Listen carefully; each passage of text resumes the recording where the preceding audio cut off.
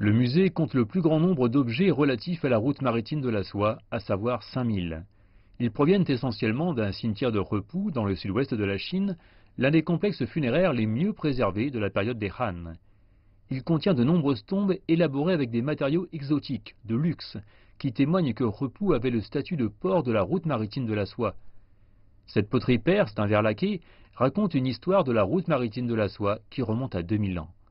Le vase de 34 cm de haut, avec une anse mince et un corps ovale, a été découvert dans une tombe de la dynastie des Han, dans le district de Repou de la région autonome Zhuang du Guangxi. Selon Lian Sheming, conservateur du musée du district de Repou, des tests effectués par des organisations en Iran et en Syrie révèlent que les composants chimiques du vase correspondent à ceux des deux pays durant la même période historique.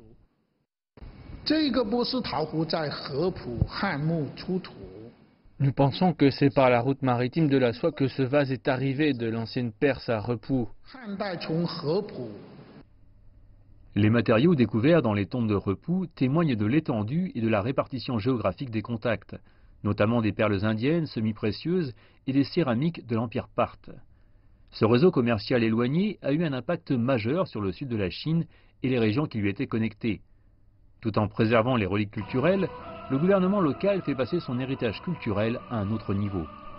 Cette danse raconte comment les habitants de Repou ont construit un bateau qui a parcouru le Vietnam, la Thaïlande, l'Inde et le Sri Lanka pour faire du commerce avec les pays voisins.